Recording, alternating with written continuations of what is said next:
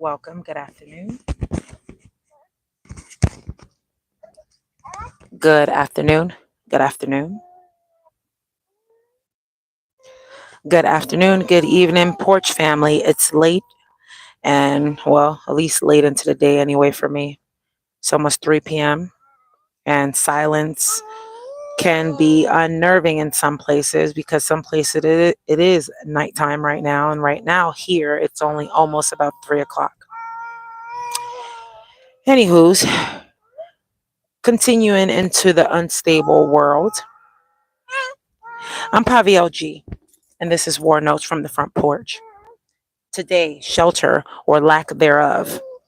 I checked our local Ohio listings, and no bomb shelters are close by. I'm actually reporting right now on a whim, so please bear with me, you all. I am recording on a whim. That means that I am not sitting on the front porch. I am here in the vehicle dealing with the son and the baby. So bear with me one moment, folks, while we're here on this live.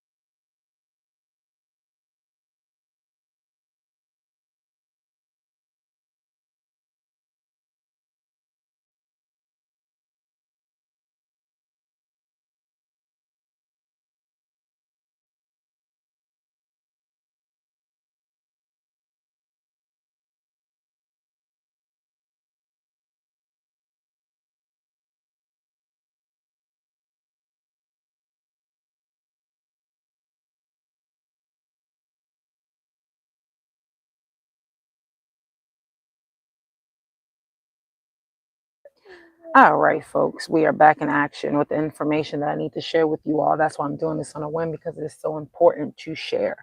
Many cities have none. They don't have any bomb shelters. You think they may have, but they don't have any bomb shelters. The wealthy may retreat underground, but where do we go is the question. Where do we go? This isn't guesswork, it's reality. And I want you to know how to plan ahead, even without a fancy basement. Plus, key World War II lessons you can apply now. So grab your go bag. This episode could and potentially really indeed could save your life. And before we continue, I will give shout outs to everyone here in the room. Lakshmi Prasad, how you doing? Welcome to the program, and welcome everyone else who is here in the room. As you all know, I have children, and I don't hide that fact because we are human and we all do. So if you're tuning in, you know that this is a homely place for anyone, even with children. This is a homely place, a very homely place. Now, let's talk about this real quick, the shelter crisis. What's really going on? Well, I scored shelter maps here in my area, and there's none within our county. The Red Cross, City Emergency Services, they say no funds, no basement, no protection. Can you imagine? Now, after World War II, cities built communal shelters, but since the Cold War, ours have fell away.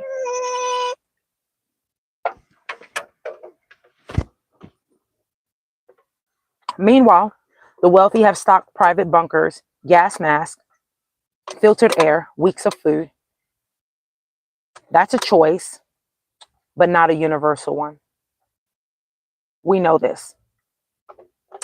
A lot of us don't have bomb shelters. A lot of us don't have places to go in expensive bunkers. But the wealthy, they have stocked their private bunkers with gas masks, again, and filtered air and weeks of food. And that's their choice, a choice that they have. But again, it's not a universal one.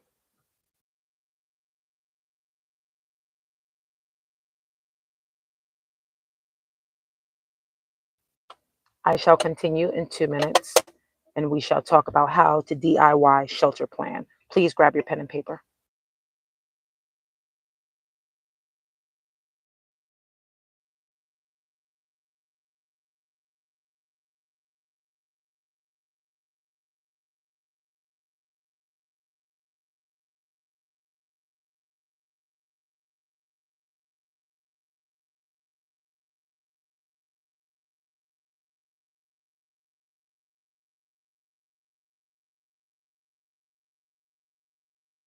All right, I hope you all have your pen and your paper.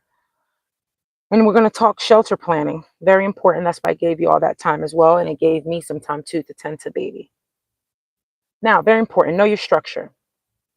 Pick a basement corner, interior closet, or build a small shelter with concrete blocks or sandbags. I know this sounds impossible. I know this sounds hard. And I know it may be impossible for some, especially some older folks who do not have that help.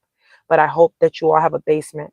And may God bless you, because there are things happening in the world right now that we must stay vigilant and aware of, because it's just getting worse. It's not getting better. So we must reinforce the walls, work with whatever you have, go into the smallest spot that you have, the most narrowest spot, cover windows with plywood, seal the cracks with tape and plastic to reduce fallout. So if there's a nuclear blast, we want to reduce all of that bad air going into your homes. Okay. Now, another important thing that's often not discussed most of the time: if there was a cyber attack, then we would not receive these alerts via phone. We wouldn't receive these alerts. So then what do you do? How would you even know that there was a nuclear fallout? You might not know until you see everybody else going nuts. That's why it's important for you to have a radio, because at least the emergency radio should have some type of broadcast to let us know what's going on. We hope. We hope. Continuing. Bring it inside. Store emergency gear in the shelter. Don't stash it elsewhere, because you need it where the emergency is occurring. Another thing that's important: group planning. Team up with neighbors. A shared old basement shelter is better than none. Better than none. And I do apologize about this beeping sound in the background. I am sitting in a shopping plaza with somebody's car was going off, but it has stopped now. Thank you. Now, let's talk about some good old World War II lessons for today that you should take with you before we end this episode shortly in a little bit, because my episodes are usually short for the most part. And you learn history at the same time, right? Now, Londoners dug Anderson and Morrison shelters, metal and soil structures in backyards that saved thousands. Now, families sealed doors with tape and plastic after air raid warnings. They practiced blackout drills, lights out at once, because they didn't want to be a beacon to German bombers. Okay? They didn't want the bombers to see through the city lights. And everyday rationing. They knew when to shelter, when to cook, and when to work. That discipline kept them alive, and we must adopt it now. We must adopt this principle now. It is very important. So I have a question for you all. Have you thought about where your shelter is? Have you even gave it a thought? A lot of people don't think about it. A lot of people don't even think, where is the best basement corner that they have, or the whole hall closet, or an outside bunker. Most people don't think about it. So I want you to share below. Do you have anything in mind? Do you have any information that can help others? Let's see how many of us have somewhere to go or nowhere to go.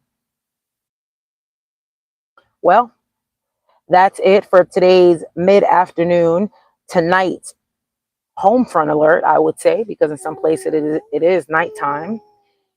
No shelter, no excuse. Start creating one. You deserve safety as much as anyone else, even those with deep pockets. Please share this. Encourage a neighbor to plan with you. Make sure that they're planning. And subscribe for afternoon porch safety guides, because this is real. And preparedness is your power. I'm Pavi OG, from my porch to yours. When the world gets loud, we go home and build a haven.